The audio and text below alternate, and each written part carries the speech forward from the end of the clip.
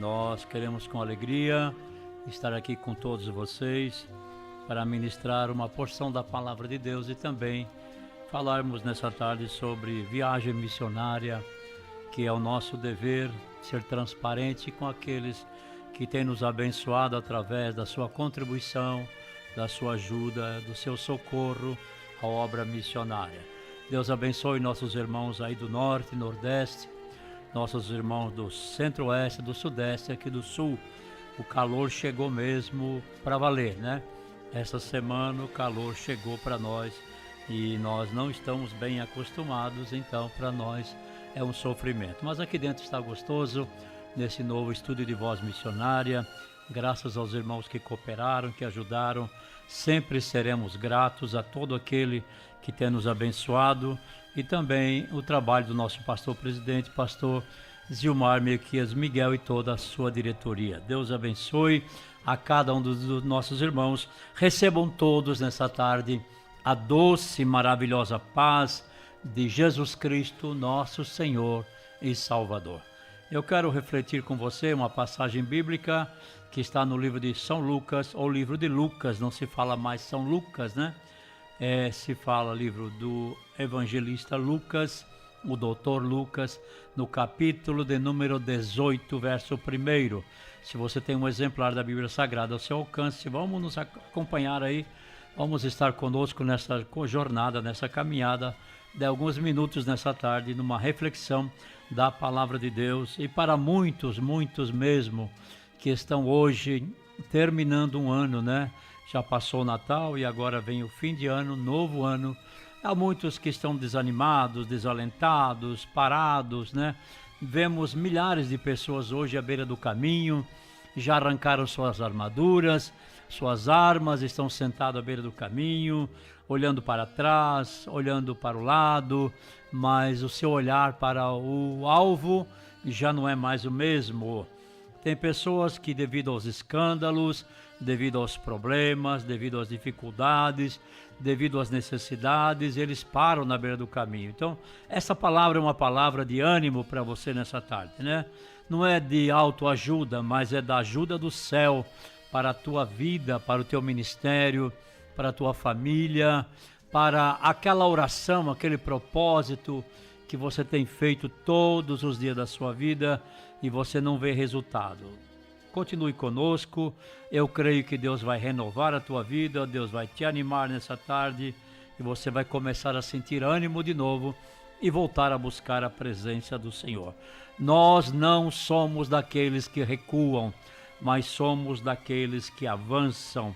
Nós não somos daquele que escutamos uma notícia e a nossa fé se abala. Não, a nossa fé está em Cristo Jesus. Ele é o autor e o consumador da nossa fé. Lucas capítulo 18, verso 1. E contou-lhes também uma parábola sobre o dever de orar sempre e nunca desfalecer, dizendo: havia numa cidade um certo juiz que nem a Deus temia, nem respeitava o homem. Havia também naquela mesma cidade uma certa viúva que ia ter com ele, dizendo: faze-me justiça contra o meu adversário. E por algum tempo não quis atendê-la, mas depois disse consigo: ainda que eu não temo a Deus, nem respeito os homens, todavia como esta viúva me molesta, hei de fazer-lhe justiça, para que enfim não me volte e não me importune muito. E disse o Senhor: ouviu o que diz o injusto juiz?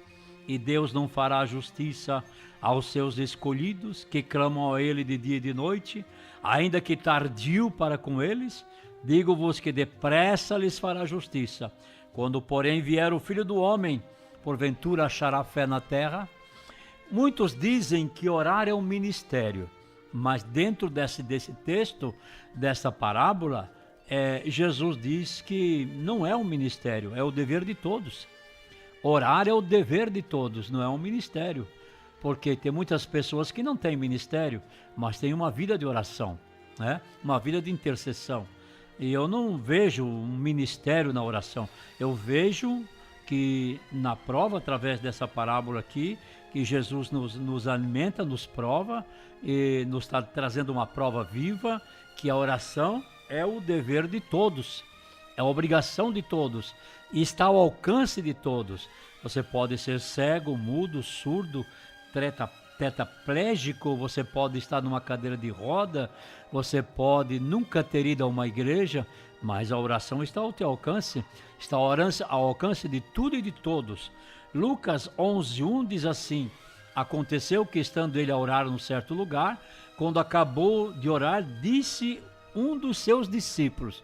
Veja o pedido que fez esse discípulo, que o nome dele não se destaca nesse texto, mas ele diz assim: Senhor, ensina-nos a orar, como também João ensinou aos seus discípulos. E ele lhes disse: quando orardes, dizei: Pai nosso que está nos céus, santificado seja o teu nome, venha o teu reino, seja feita a tua vontade, assim na terra como no céu. Dá-nos cada dia o nosso pão cotidiano, perdoa os nossos pecados, pois também nós perdoamos a qualquer que nos deve, e não nos conduz à tentação, mas livra-nos do mal. O interessante aqui dentro desse texto é que o discípulo não diz: Senhor, eu quero pregar, eu quero ser um itinerante, Senhor, eu quero arrebatar esse povo quando eu pregar. Senhor, me dá umas mensagens aí de quebrar púlpito, né? De arrebentar tudo, Senhor. Não. Senhor, eu quero ensinar. Senhor, eu quero louvar. Me ensina a louvar. Me ensina a adorar, Senhor. Ele foi direto e disse: Senhor, ensina-me a orar. É a chave que abre a despensa dos dons. É a chave que abre a despensa das virtudes do céu. É a chave que abre a despensa da graça de Deus. É a oração. Enquanto você ora, Deus estende a sua mão. Se você for orando, a mão de Deus vai até onde você quer, até onde você precisa e necessita. Se você parar de orar, a mão de Deus para de orar. É por isso que Satanás, ele usa o desânimo quando ele sabe que você está perto, muito perto de abrir a porta da despensa.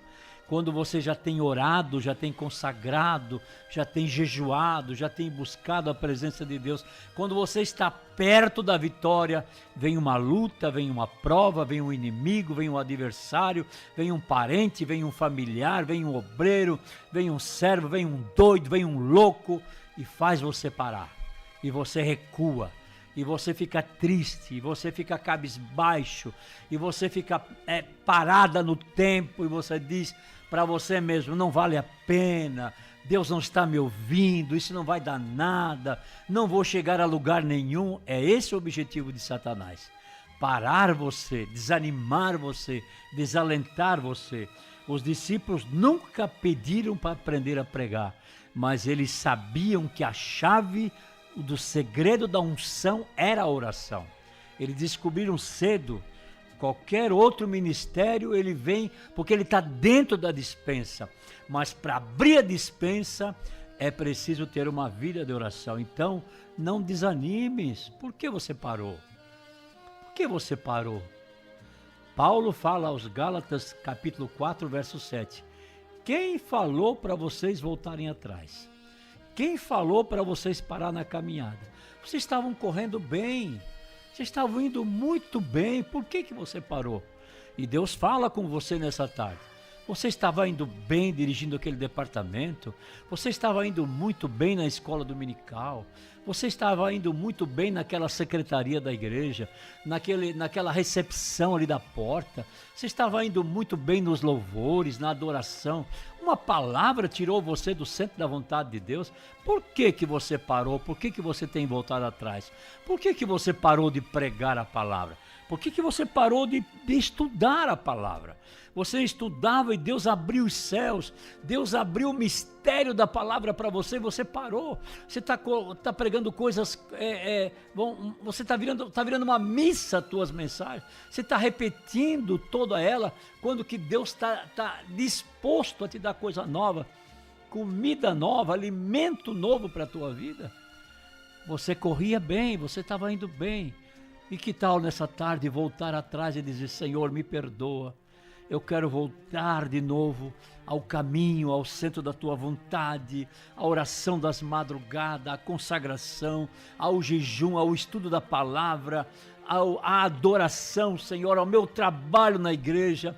Meus irmãos, a carência de obreiros, de servos fiéis é grande. A igreja é grande, a seara é grande, mas poucos são os obreiros, poucos são os servos. Devemos ter cuidado para não abandonar a jornada perto da chegada. Salmo 9, verso 10, Salmo 9, verso 10 diz assim: em ti confiarão os que conhecem o teu nome, porque tu, Senhor, nunca desamparaste os que te buscam. Deus nunca te desamparou. Deus nunca te abandonou. Deus sempre esteve do teu lado. Deus sempre esteve por perto. Os livramentos de Deus, se Deus pudesse abrir nossos olhos, se Deus pudesse abrir nossos olhos e nos dar entendimento e visão e revelação de toda a bênção, de todo milagre, de todo livramento, de toda vitória, não seríamos os mesmos. Mas nós vivemos não pela vista dos nossos olhos, nós vivemos pela fé. Você sabia que na Segunda Guerra Mundial os alemães estavam perdidos em certo, eu não me lembro o país, eu não me lembro que guerra que foi dentro da Segunda Guerra Mundial. Eles estavam sem armas e alguém teve uma ideia: olha, enche o avião de panfletos e joguem sobre os inimigos os panfletos. Que panfleto que nós vamos escrever?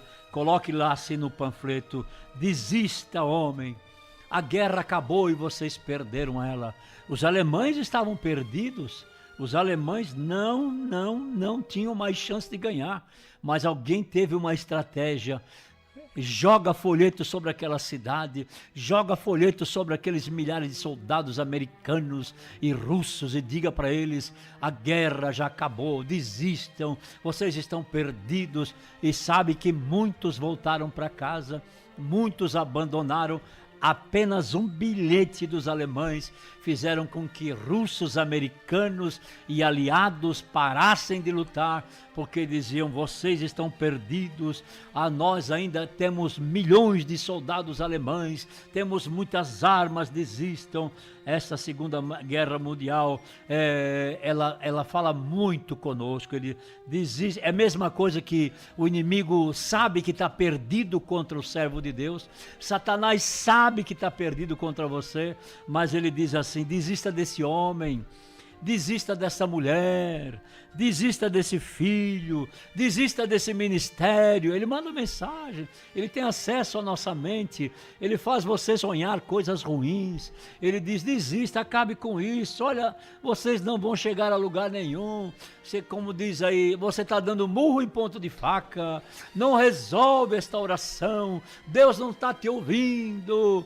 Deus não está nem aí para você, esse problema é teu, olha, desista. Isso são coisas de Satanás, coisas do diabo, coisa do inimigo. A passagem que eu li desta viúva, eram sofridas nessa época, elas não tinham aposentadoria como temos hoje, elas não tinham salário, elas não tinham um asilo, uma casa de repouso ou outras instituições. Essas viúvas não tinham, mas você vê aqui um exemplo de abnegação, um exemplo de pessoa que diz: não, Deus vai me dar vitória. O Salmo 68, verso 5 diz assim: pai de órfão e juiz de viúva é Deus no seu santo lugar, ou no seu lugar santo. Pai de órfão e juiz de viúva. Tem três classes de pessoa que Deus ama. Não importa se seja salvo ou ímpio, o amor de Deus é o mesmo. É o estrangeiro, é o órfão e a viúva. São três classes de pessoa que você encontra na Bíblia Deus protegendo. Porque ele foi estrangeiro no Egito e sofreu e sabe o que é sofrimento. Ele é órfão, você vê um mundo órfão, porque Deus só tem um filho.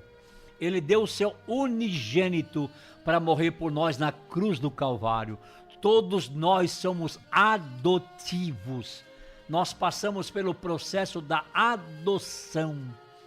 Nós éramos órfãos de pai. Nós estávamos como escravos na mão de Satanás. Então Deus sabe a necessidade de um estrangeiro num país estrangeiro.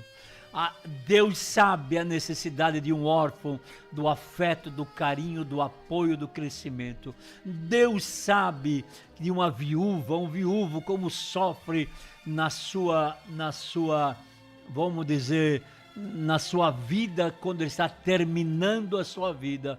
Deus sabe como essa pessoa sofre na sua indiferença para com o povo, na sua solidão. É uma solidão que vai matando as pessoas. E ali vem o afago, vem o abraço de Deus. Por isso em Lucas 21, de 1 a 4, diz assim: e olhando ele, viu os ricos lançarem suas ofertas na arca do tesouro. Lucas 21, de 1 a 4. E viu também uma pobre viúva lançar ali 2 moedas. E disse: em verdade vos digo, que lançou mais do que todos esta pobre viúva, mais do que o saduceu, o fariseu, mais do que os herodianos, mais do que os príncipes, mais do que os poderosos. Ela lançou mais do que todos, porque todos aqueles deitaram para as ofertas de Deus do que sobrava, sobejava, mas essa da sua pobreza deitou todo o sustento que tinha. No culto, no templo, a oferta da viúva foi a melhor de todas. Nós nunca diríamos isso, mas o olhar de Deus para uma viúva, o olhar de Deus para um órfão, o olhar de Deus para um estrangeiro e o olhar de Deus para um perdido pecador é diferente. Exemplos de vida de oração Deus traz na Bíblia, Deus traz de pessoas que Ele ama, que ele vê que a oração dela sobe mais rápido. Eu não sei porquê, mas quando essas pessoas dobram o seu joelho, elas simplesmente já são ouvidas imediatamente. Vê comigo em Lucas capítulo 7, veja a viúva de Naim. A viúva de Naim, aconteceu que no dia seguinte ele foi à cidade chamada Naim, e com ele iam muitos dos seus discípulos e uma grande multidão. E quando chegou perto da porta da cidade, eis que levava um defunto filho único de sua mãe, que era viúva, e com ela ia uma grande multidão da cidade. E vendo o Senhor, moveu-se de íntima compaixão por ela e disse-lhe: não chores.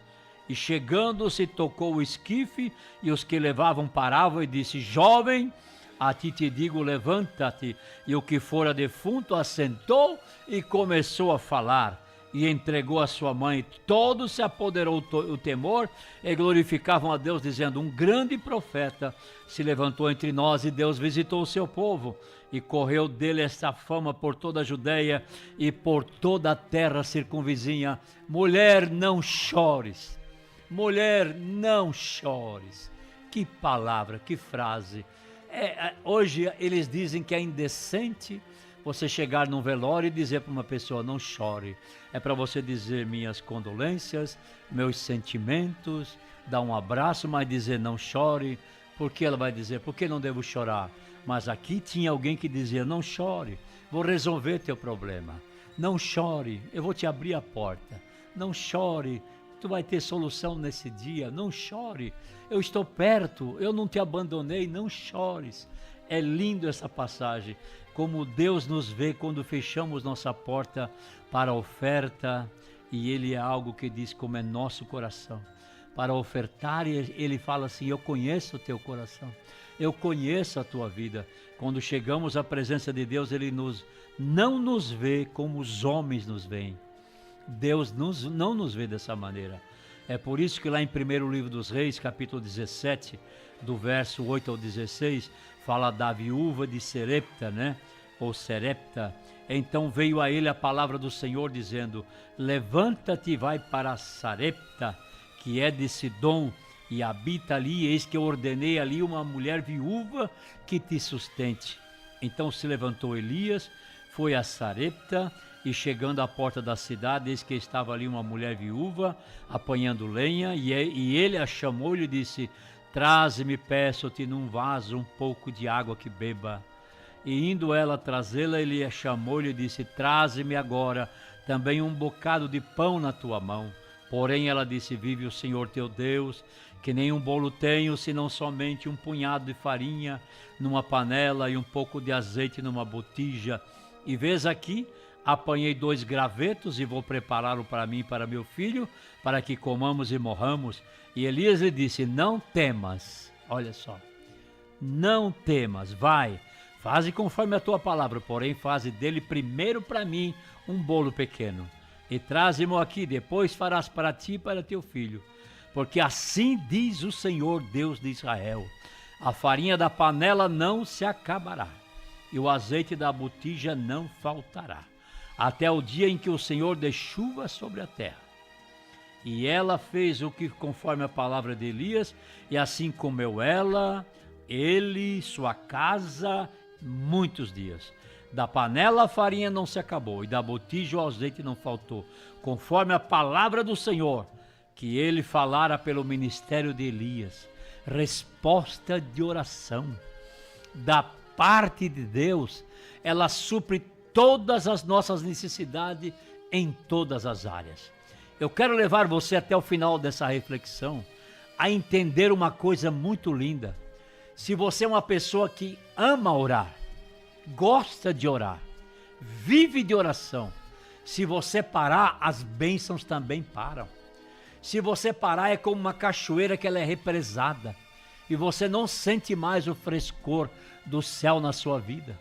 É que você deve voltar a orar. Existem dias que a oração é a coisa mais fácil de fazer, mas existem dias que não é possível orar. Quem ora sabe disso. Tem dia que é luta, é prova, é dificuldade, é o corpo doendo, é enfermidade, é indisposição. Mas tem dia que você leva a oração como se você estivesse fluindo nas asas do Espírito. Porque quem ora não sou eu. Quem ora é o Espírito de Deus na minha vida. É Ele que dá graça, é Ele que dá palavra, é Ele que abre a porta, é Ele que geme, é Ele que chora, é Ele que vai, é Ele que diz coisas que eu jamais imaginava na oração. É o Espírito Santo. Não devemos parar de orar, sim seguir orando com o tempo certo. Deus te responderá. Através da sua palavra, Deus envia seus mensageiros. Essa mulher, a Bíblia não diz, mas por ela ser uma libanesa, uma que vivia no norte de Israel, ela naturalmente devia estar pedindo a Deus, porque Deus envia um homem na casa dela e diz: vai lá, multiplica o azeite, multiplica o trigo, vive na casa dela, porque eu já mandei.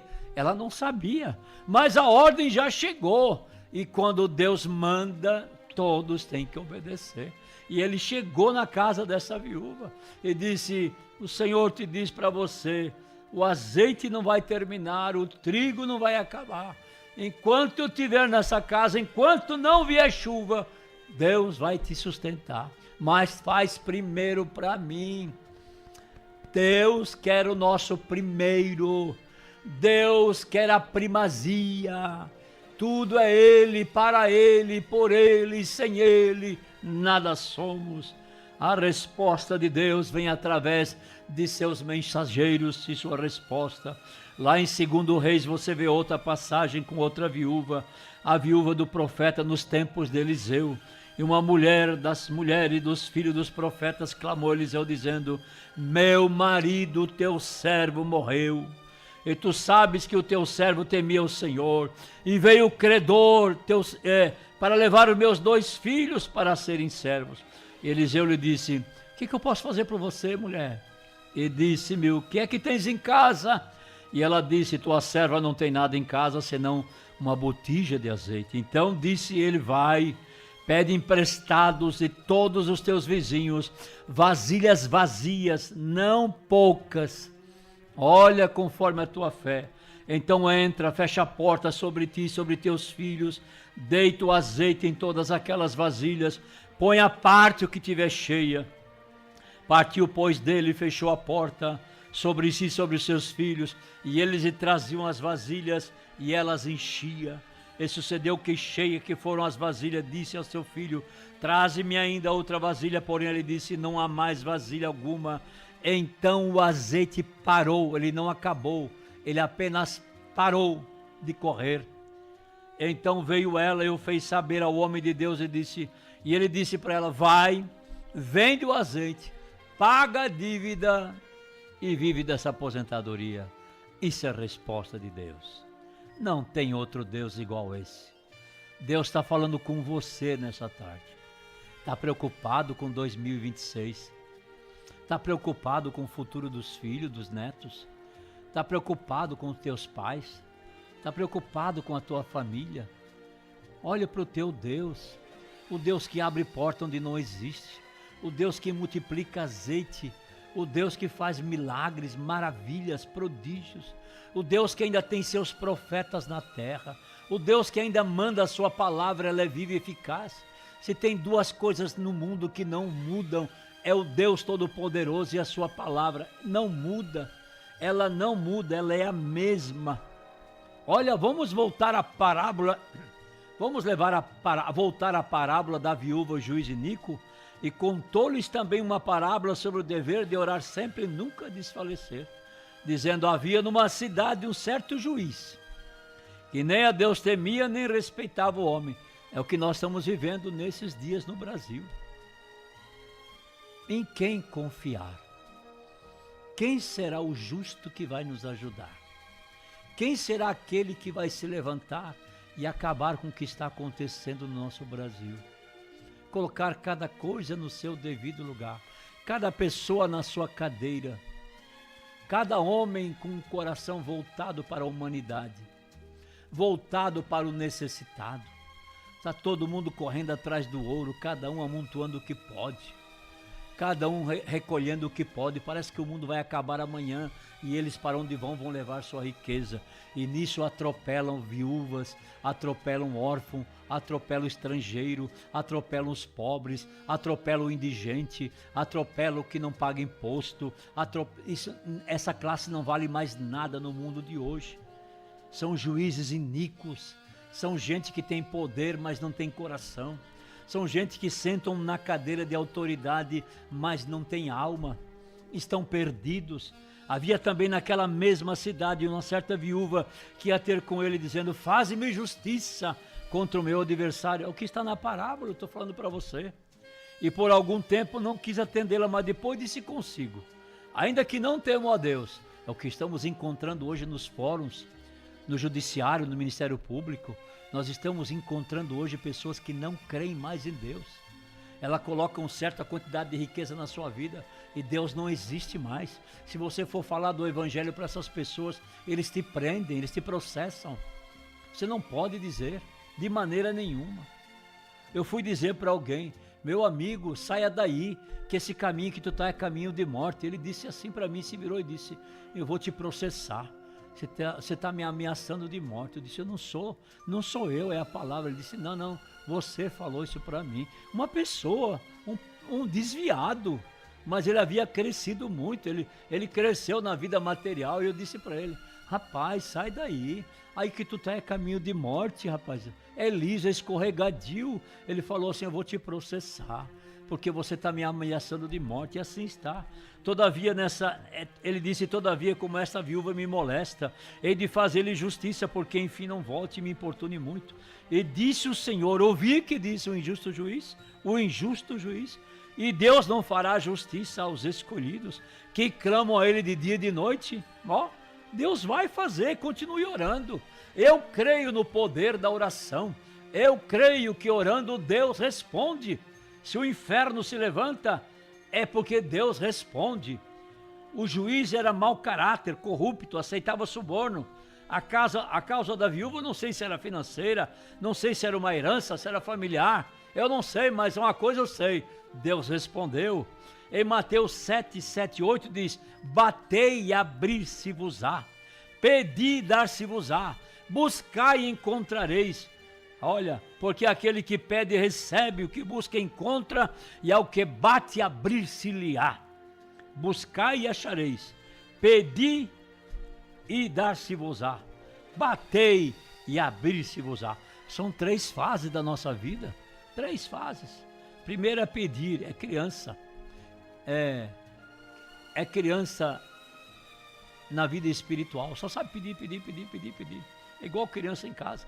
É leite, é papá, é mingau, é cobertor, é colo, é brinquedo. Só sabe pedir.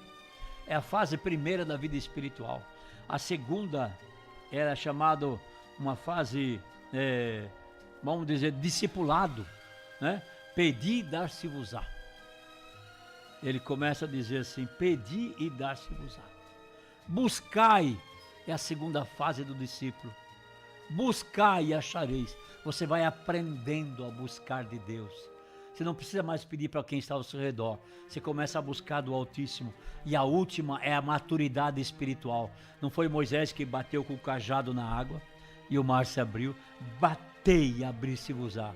Você chega numa fase da sua vida de tanto orar, consagrar, buscar a Deus, que Deus te dá essa autoridade de bater e dizer: abre porta, vai-te Satanás, amarra esse demônio, Senhor. E você começa a dizer: sai enfermidade. Você tem ordem, você tem autoridade, você tem poder, você tem unção. Você chega na terceira fase. São 3 fases da nossa vida. 3 fases. Se a sua causa é justa, vamos entrar numa audiência com o grande juiz de toda a terra. Se a tua causa é justa, vamos entrar nessa tarde, nessa audiência. Eu quero dizer para você que aqui na porta da frente, aqui onde eu estou apontando, tinha uma venda, dessas vendas antigas que marcavam na caderneta, lembra? Que as coisas eram tudo jogadas no chão, da irmã Irene. Essa mulher orou 28 anos pelo seu marido, o irmão Hélio. 28 anos. Ela foi secretária da escola dominical e ela também participava da diretoria do Círculo de Oração. Aquelas mulheres antigas com aqueles coquezinhos. Essa mulher orou 28 anos: Senhor, salva meu marido, salva meu companheiro. Ela já está com o Senhor e hoje ele é salvo. Demorou 28 anos para esse homem abrir o coração, mas ela teve a vitória veio. Ela teve essa grande alegria de partir para a eternidade, mas ver o irmão Hélio dentro da casa de Deus. Eu vou dizer para você, nós temos um abrigo de crianças que é meu, da esposa, filho da nora e mais 22 funcionários. Nós já estamos há 19 anos aqui na comarca de Camboriú. Nós atendíamos a 5 municípios, hoje atendemos um só. Porque as novas leis do CONANDA, as normas do CONANDA dizem que nós temos que ter 20 camas. Nós temos 40 camas. Nós temos um lugar com 10 mil metros quadrados, é um jardim muito lindo. Associação Lar Maternal Bom Pastor. Custa caríssimo para nós. Estamos com uma folha de pagamento de R$120 mil por mês. Mas já passou 1.200 e poucas crianças por ali. Mais de 1.200 crianças passaram. Muitos foram para a Europa para adoção, através do Ministério Público, através das embaixadas brasileiras. Outros voltam para os seus parentes, outros voltam para a família biológica mesmo, e outros vão para a adoção. Então estamos acostumados com isso já há 19 anos. Mas quando eu comecei não era uma associação, era uma fundação. Disseram para mim que a fundação era imaturo nessa área, disseram que a fundação era melhor, mas fundação não é para pobre e para crente. Fundação é para rico e quem não olha para o dinheiro, para quem tem abundância. Mas eu precisava extinguir essa fundação. E a nossa comarca de Camboriú, em 2006, quando começamos, o cartório ainda todo na caneta, aqueles livros enormes, né? Que precisava 2 pessoas para carregar um livro, e era a dona Zélia que tinha esse. E ali eu registrei a minha fundação. E ali, os primeiros 2 anos, eu tive uma pessoa abençoada que me sustentou 2 anos, porque eu não tinha um documento chamado utilidade pública. Ela vem da Câmara de Vereador. Só depois de 2 anos é que você ganha. E aí você pode entrar na prefeitura com projetos, com plano de trabalho, e você começa a receber conforme a necessidade do abrigo, do lar e abrigo, que não se fala mais hoje em orfanato, essa palavra está em desuso, mas eu precisava extinguir.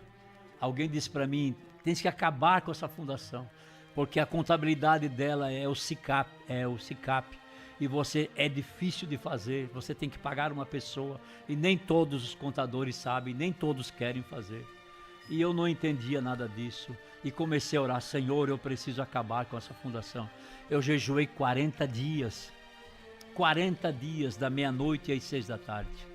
40 dias, Senhor, eu quero extinguir. Senhor, eu não aguento mais. Senhor, é promotor falando, é juiz falando, é o pessoal da prefeitura, da controladoria falando, é do conselho tutelar, dizendo acaba com isso, acaba, porque se você acabar com isso hoje, com o teu abrigo, todo o patrimônio volta para o governo, você não é dono de nada.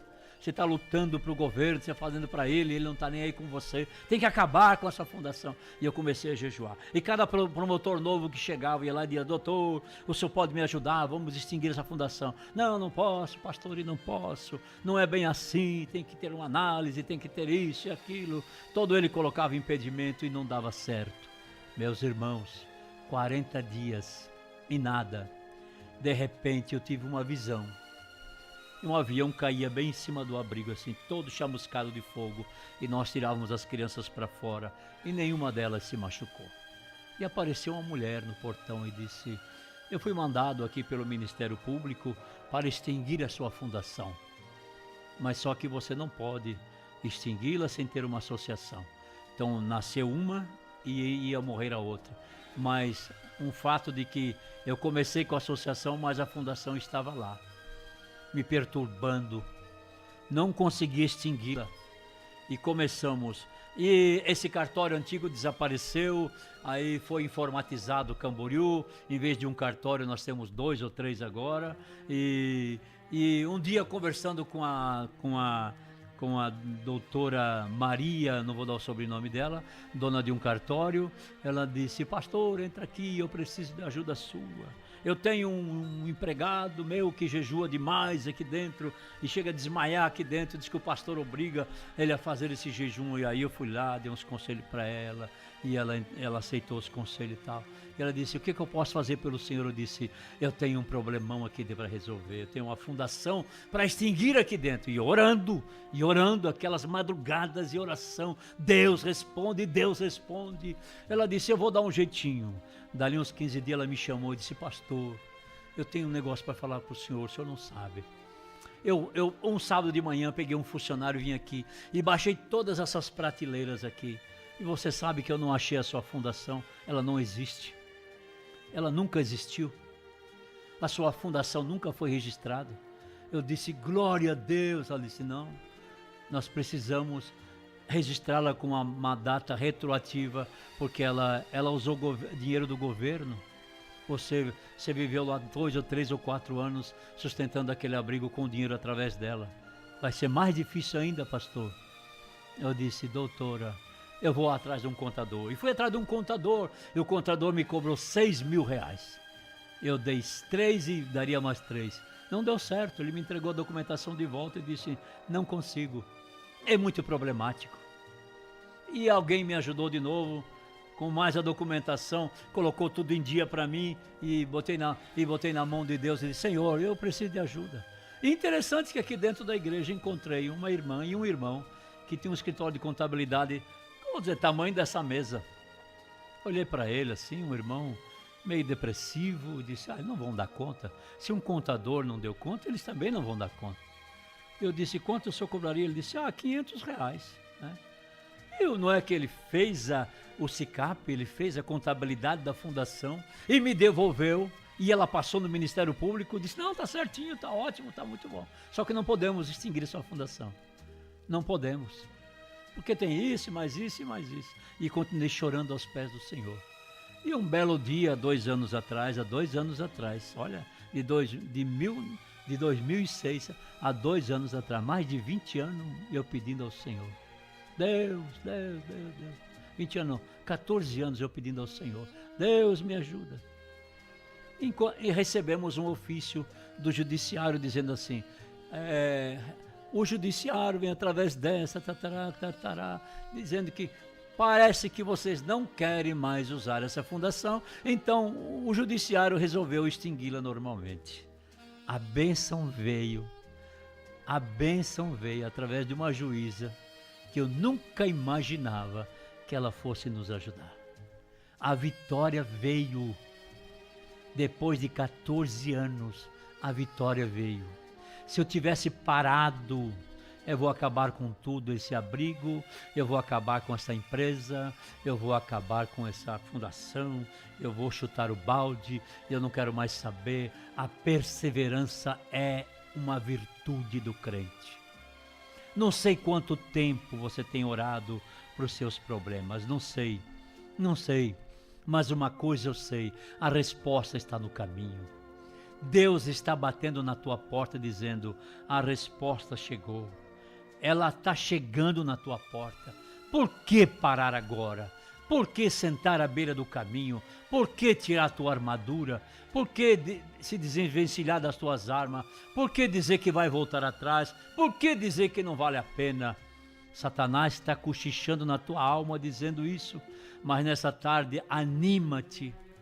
Lá em Mateus 6,5 diz, e quando orares, não seja como os hipócritas, pois se comprazem orar em pé na sinagoga e nas esquinas das ruas, para serem vistos pelos homens, e em verdade vos digo que já receberam o seu galardão.